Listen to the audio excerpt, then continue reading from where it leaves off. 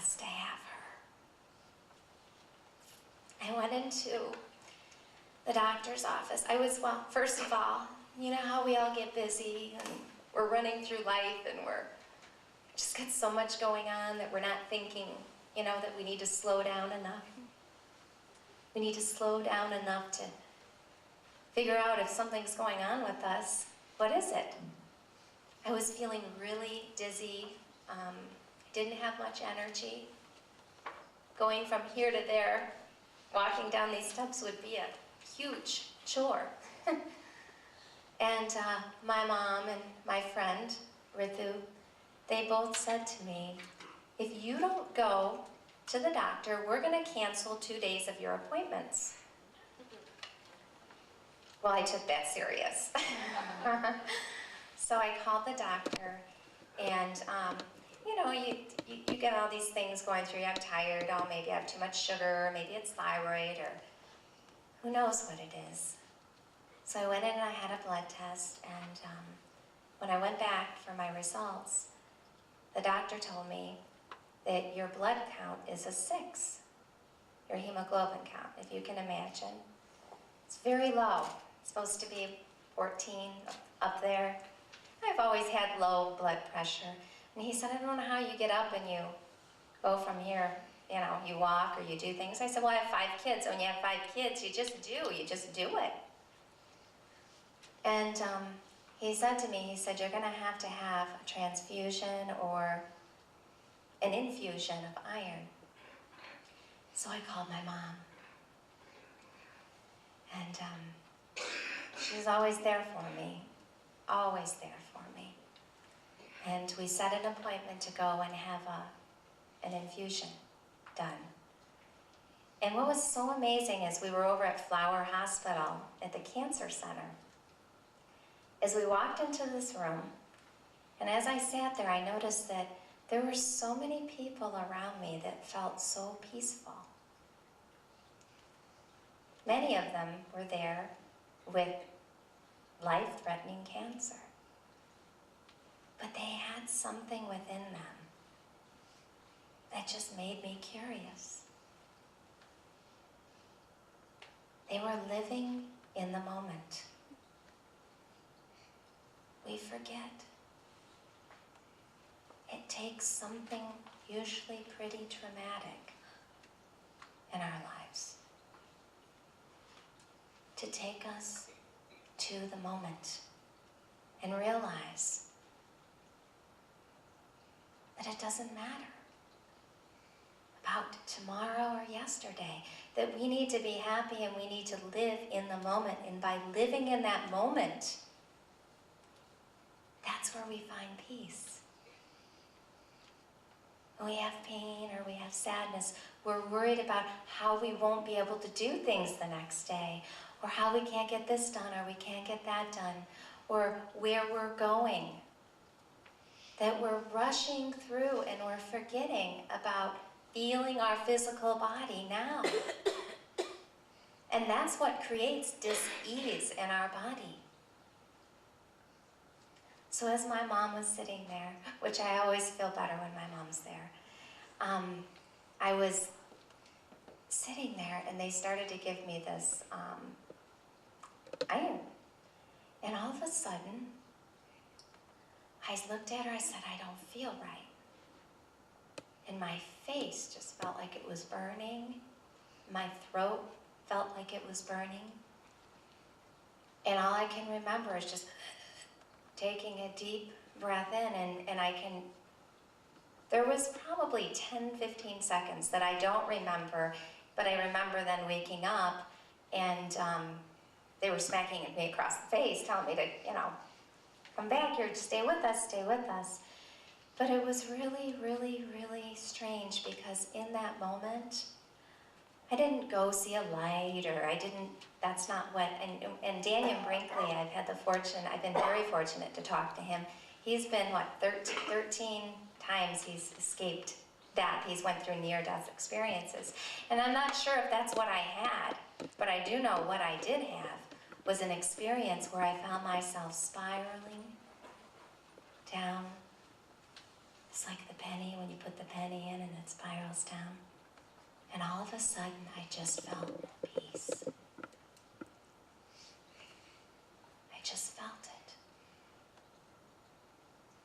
And I woke up, and my mom, standing there, as you can imagine, if it was one of your children, she's just, looking at me, and she took me home. I went home, and I started to have dreams, and I was given a message to teach people that we are one. Teach people that we are one. So, I, of course, had to argue and say, I already do that. No, teach people that we are one. This is the message. This is the age. This is the purpose. This is the time now. So I went to my computer and I called my friend Luana, who is my balance, and said, guess what I'm doing? I'm going online and filing for a nonprofit organization at 3 o'clock in the morning. She goes, are you crazy? I go, yeah, that's me. I always say when people say you're crazy, I say that's a compliment. So I started the Bless You Project. And if you look in your programs, everyone has a little card. And in this card, actually there should be 2 cards. But in the front it says, bless you for spending the day with me. And I wanted to thank each and every one of you for spending the day with me. And on the back it says that this card was given to you as an expression of thanks and gratitude. Bless you for making my day brighter. This project is all about unity. It's about oneness. I would ask you, keep these cards with you, and when you go somewhere, leave it for someone. Because what it does is it creates a shift inside of them. And they become connected to you. And since God is within you, they become connected to themselves. So we created a little book called the Bless You Book. And it's I'm a coupon lady. Anybody that knows me will tell you that. But it's a great little book, and you just tear out the coupons and you can leave them. And it is a nonprofit, and if anybody out there is looking to do something, there's something you would want to do, let us know, because that's why we're here. But going deeper, I received the message that I should have a transfusion, a blood transfusion. So I did, and my mother and my son Christopher saved my life. I thought about it as being a mother. Would you ever think that you would be you give your child life and you save their life? And it took that moment to wake me up, and I could finish my book. I finished it. Just like John Newton. Amazing grace, how sweet the song that saved a wretch like me. I once was lost, but now I'm found. Was blind, but now I see. I just ask each and every one of you to see how beautiful each and every one of you are. To embrace that love and to be mirrors.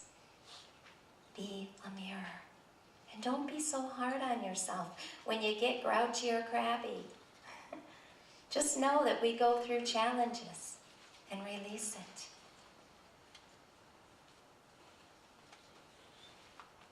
My husband, John, he does chanting, and what's wonderful about that is it opens up your energy. We've heard of our chakras. And it allows us to bring that energy within us. And it allows us to feel that unity with one another. And one of the chants that he does it's called the many names of God. And when he chants, he says God's name, over and over in many names. And I would like to invite you to experience this wonderful vibration that will collectively, like Edgar Cayce, he called it the super consciousness. Does anybody study in the Edgar Cayce groups? I love Edgar Cayce. He talks about the super consciousness, and that's where we're all connected, consciously connected, subconsciously through feelings, opening the doorway to your unconscious and tapping into the superconscious. Carl Jung called it the collective. And that's something we're going to do this afternoon in the workshop. I'm going to teach you how to tap into that. But at this moment, I would like to invite you to be part of this energy.